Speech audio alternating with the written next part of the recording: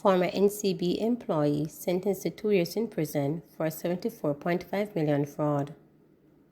Former National Commercial Bank NCB employee Kading Thomas was sentenced to 24 months in prison after pleading guilty to fleecing 3 of the institution's customers of a total of Jamaica $74.5 million. The sentence was handed down Thursday in the St. Anne Parish Court. In February, Thomas had admitted to 3 counts of larceny as a servant and 31 counts of authoring forged documents. She was charged with larceny and offenses under the Cybercrime Act in January 2023. Reports are that during a 2-year stint with NCB's Wealth Advisory Department, Thomas forged client signatures on a debit instrument, then debited their accounts and transferred funds to several accounts including hers. It revealed that Thomas had stolen US $407,472.47 along with Jamaican $10,159,310.04, totaling a sum of Jamaican $74.5 million. Earlier this month, she was ordered to make full restitution of the amount stolen. Actor Bill Cosby died at 90. Bill Cosby, veteran actor known for his role in The Hudsuckers Proxy, The Bodyguard, and Night at the Museum, has died. He was 90. According to a report from the Associated Press AP, the actor's publicity, Chuck Jones, revealed that Cosby died on Tuesday at his home in California, surrounded by family and friends. The publicist added that the natural causes or the likely cause of Cosby's death, the international news outlet reported on Wednesday. Bill made his first big screen appearance in 1974 with a role in The Taking of Pelham 123. He became a long-life actor with some 200 film and TV credits, most of which came in his 50s, 60s, and 70s. Born Wilbert Francisco Cosby on June 16, 1934, the actor served 8 years in the U.S. Armed Forces after graduating from high school in Cleveland, AP stated. The news outlet added that in the years of his service, Bill sold cars. One day, a customer asked him if he wanted to act in a play. Bill first appeared on stage in 1964. He began to act in Cleveland Theater and later moved to New York, where he joined the Negro Ensemble Company, acting alongside Oscar Davis and Ruby Dee. Bill later said acting resonates with him as a way of expressing the human condition, in particular during the civil rights movement in the late 60s, AP stated. Judge grants bail to gaming employee who gambled stolen funds. A man who was employed by a gaming company was granted bail in the Kingston and St. Andrew Parish Court on Tuesday after he pleaded guilty to stealing money through cashpot services, which he managed while working at an establishment. The complainant told the court that on several occasions, 34-year-old Jermaine Ingram, who printed the tickets of various amounts right before the closing of the jackpot. On the final occasion before his dismissal and arrest, Ingram reportedly printed a ticket to excess of $47,000.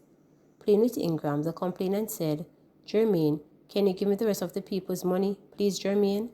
Questioned by Senior Parish Judge Burrell regarding Ingram's continued employment after the first incident, the complainant said he would promise not to repeat his actions. Admitting to the crime, Ingram told the court that he gambled the money. "Oh, you have employed a gambling addict in your place, and he's no good at it apparently because he keeps losing the money," the judge stated. She ordered Ingram to pay $200,000 in damages to the complainant before his next court date on October 30, 2024.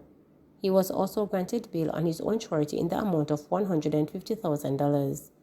The conditions of his bail are that he is to report to the Garden Town Police Station daily between the hours of 6 a.m. and 6 p.m., and he must inform the sub-officer in charge of the police station of any plans to travel outside of Kingston and St. Andrew. "I am not sending you home to go steal the money," Judge Pearl warned. "I didn't steal it, I gambled it," Ingram responded. "Sir, it is stealing," Burrell stated firmly. Transport Ministry reconsidering allocation of demerit points for some offenses. The Transport Ministry is reconsidering the allocation of demerit points for statistic offenses.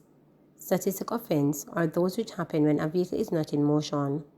The move to reconsider how demerit points are applied for these offenses follows recent protests by public transport operators about the suspension of driver's license for the accumulation of 10 or more demerit points.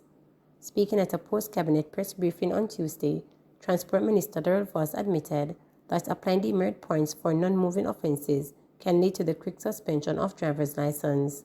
He noted that the recommendations in relation to the demerit points are to be taken to Cabinet in short order. With respect to moving violations causing accidents, fatalities, and disorder on public road, demerit points will be imposed. Versus non-moving static offences, consideration is being made to remove demerit points for static offences. What is static offences?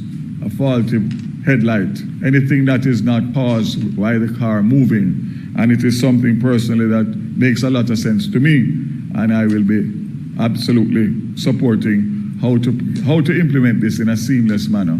I believe that the demerit points for non-movable offences will put drivers at risk of getting enough demerit points to lose their license within a short period of time, which obviously is not the intent. The intent is to keep the roads safe and the discipline. A comprehensive review in relation to demerit points will be undertaken as it relates to fines and demerit penalties under the Road Traffic Act 2018 and Regulations 2022 by the Public Transport Operator Steering Committee.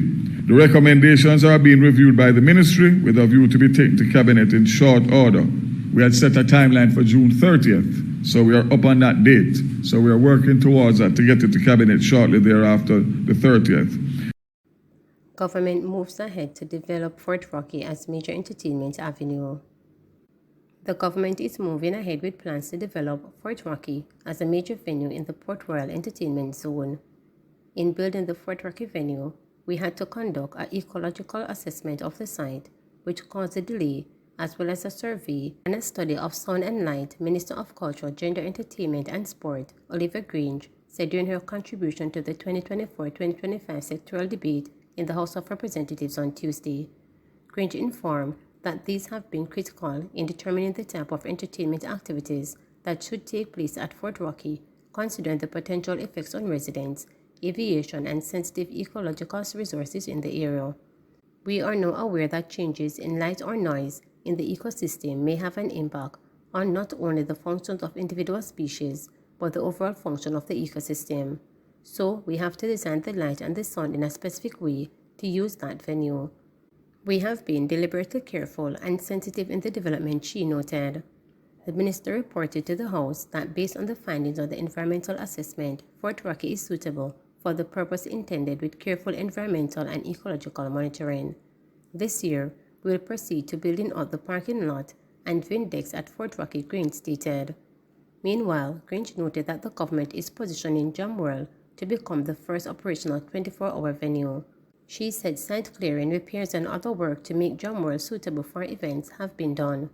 We have also completed the Surveyor's ID report, which is a foundation for architectural drawings, topographical map, and development plan for Jamworld, which is expected to complete this year, as well as the perimeter fence to secure the property, Green stated.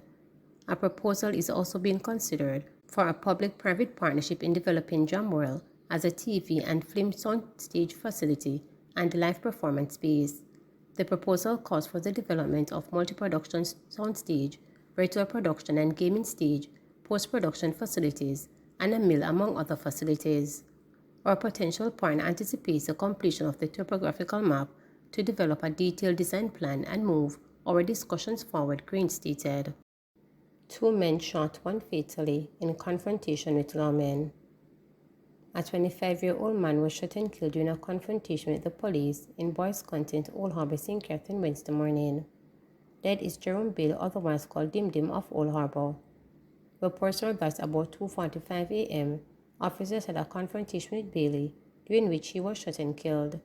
An Intratec submachine firearm, along with a quantity of ammunition, was reportedly seized during the incident. The Inspectorate and Professional Standard Oversight Bureau and the Independent Commission of Investigations are probing the fatal shooting. Meanwhile, a man was also shot and wounded in a gun battle with members of the security forces in East Kingston on Wednesday morning. Reports were that a joint police military team was searching for a person of interest in the division when they came under gunfire. The lawmen returned the fire and the person of interest was shot and wounded in the exchange. The Jamaica Defense Force JDF says the wounded man was taken to hospital for medical attention.